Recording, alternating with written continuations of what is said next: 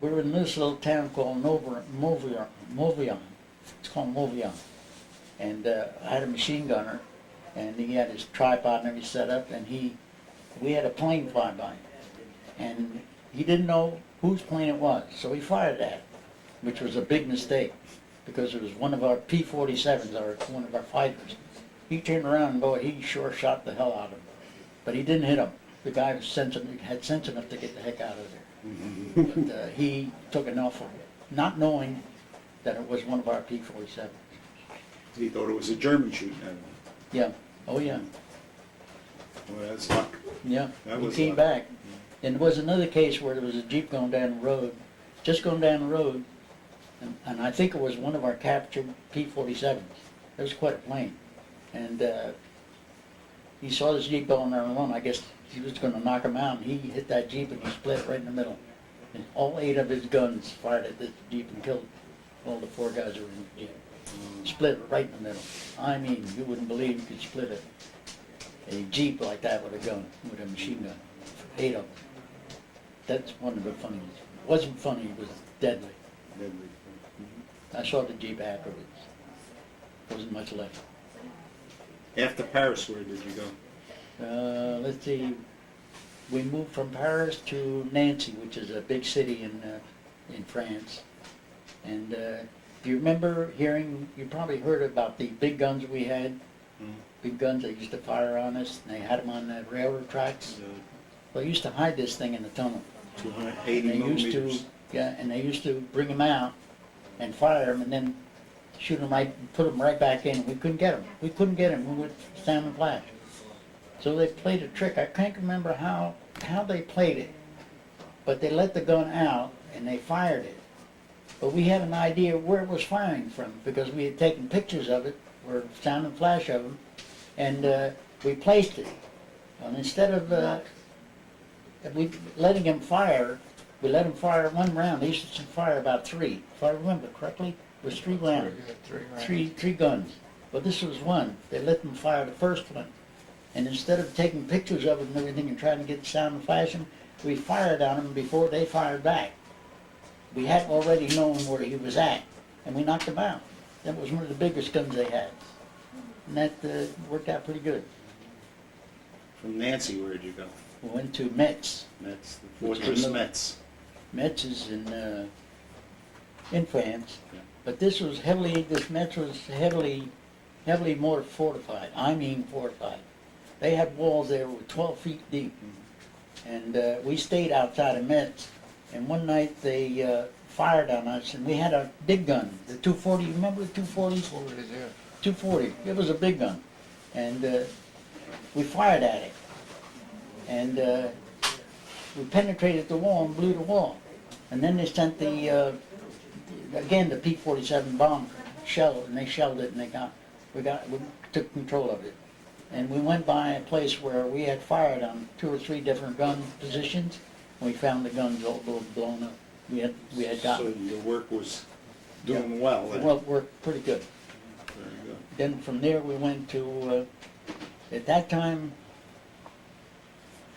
let's see now, it was Metz, and then we went to a little town, Cundhill. Do you remember that? That's where I met you. Yeah, that's where I met you. That was it was a funny thing there. This town was at the bottom of a hill, and it was wide open. And you drive down this hill, so I had all the trucks spaced, not spaced like one after the other. What I did was didn't time them. No, it set one 2 minutes, one 3 minutes, one 4 minutes. And those son of a guns, those Germans were smart. They tried to time me on when to fire the gun. But they never got any of my trucks. But sometimes I spaced them 5 minutes apart. Remember, I had 35 trucks that I controlled. And they got down in that town. And this is the town where I met Cosmo. He was with the 7th Army, right? I was in the south. You were coming up from southern France. Coming from the village Yeah. in southern France, all the way up and through France until we reached Strasbourg. Mm-hmm. And then we stopped there for a while, and then that's when I asked him if I could go see my brother. And he let me go with a driver. We went up to a command post. Well, we didn't know where the hell we were going, so I walked into this command post, asked one of the men there that was standing there. He didn't know, so the general walks over. I don't know who he was, but he had 2 stars. So he says, I know where they're at. He said, go up that road, but don't make a right turn. He said, over to the left. And I thanked him and walked out. He didn't know who I was. He never questioned me who I was, but I was a sergeant, so I guess he thought it was all right. But anyway, I went and seen him, and then talked for a while, and he got ready to go back, and he showed me how to get back. So I made the right turn, but he watched me. I found out later.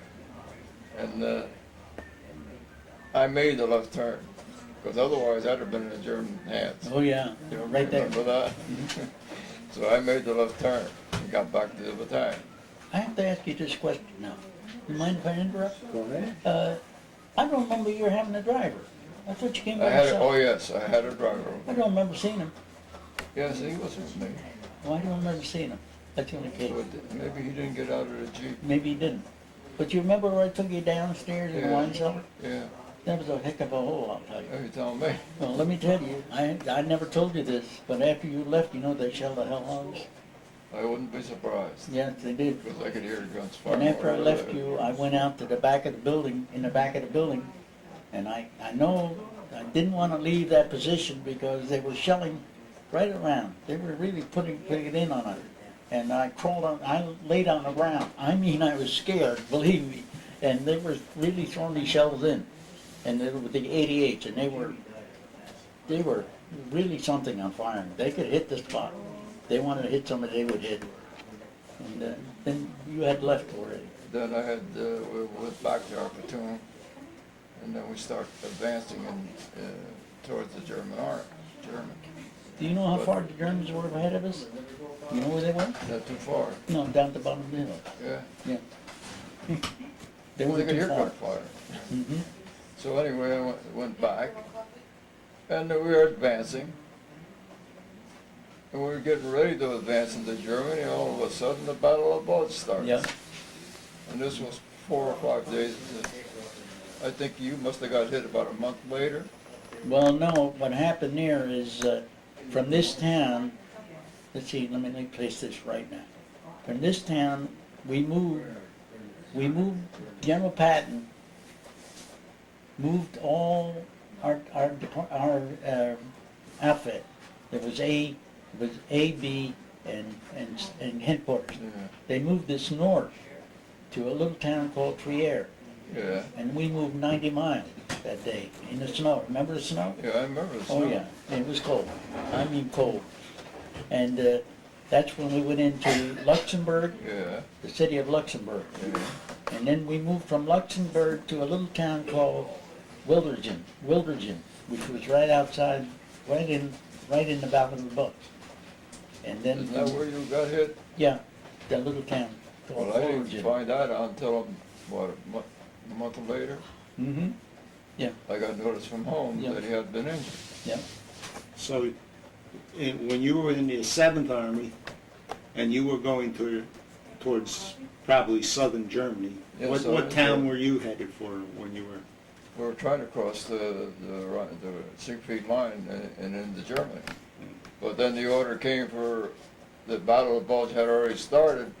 Then the orders came from above that the outfit was doing the same thing our platoon was doing, was wiped out. And they needed artillery control. So they ordered our platoon to go with the General Patton's 3rd Army, 4th Division he had. Yeah. Mm-hmm. And we, Christmas Eve, August 24th. Christmas Eve, full Yeah, march, yeah. 125 miles. Yeah. In the snow, and believe And me, in the snow. was The it tanks were sliding all over the place. But we finally got over the hill, and once we got over the hill, we were bent to hell. We just went. And once we got there, we start measurements into enemy areas. Otherwise, these artillery units, the tanks can't fire because you kill your own men. Mhm. Do you remember the outfit that was wiped out? That the Germans captured and then they wiped them out? You've probably seen movies on it. But Called we seen Malmedy. movies, but that I didn't know. Malmedy, Oh, yeah, Melanie, Normandy, that's true. that was part of our outfit. Yeah. They got all killed. They're just unlucky that they were in the wrong place at the wrong time. So when the battle was over, and at the Battle of Bulge, we were immediately ordered back to the 7th Army to go over the Siegfried Line, across the pontoon bridges over the Rhine, full force, and non-stop. Mm-hmm. And we crossed it. Uncle Tony, when you were wounded in the Battle of the Bulge, you remember the name of the town? It was Wilderton. Wilderton, that's the last time we went into. That's the last part I saw the war. How were you wounded? Well, I'll tell you how it happened. It wasn't the same machine gunner that was handling the 50 caliber. It was another gunner. There was a observation plane going over, a German observation plane going over. And this fellow decided he was going to shoot at it. And he sure did. He shot at him, didn't hit it, but he shot at him. I would say he shot at him about 10 o'clock in the morning.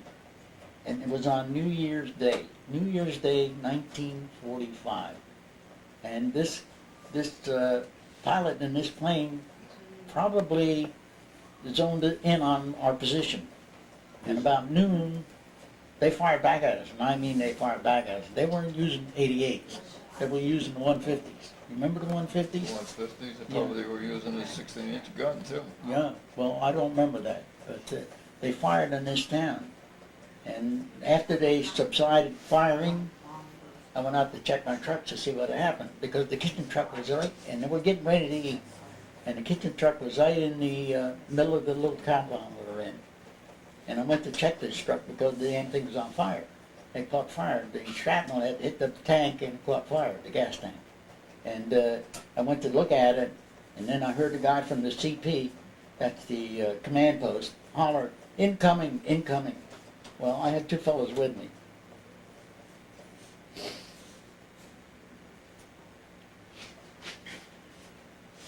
And I heard him say, "Incoming fire."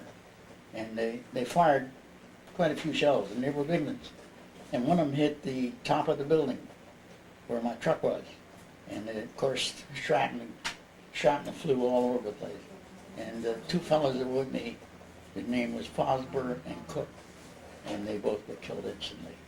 I was between them when we were going back to the building. I was between them.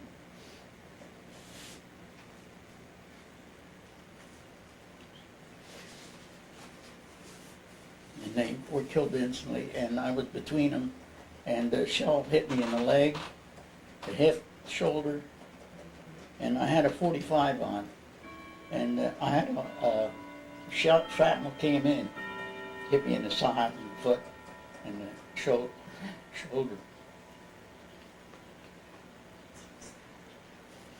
And they both died.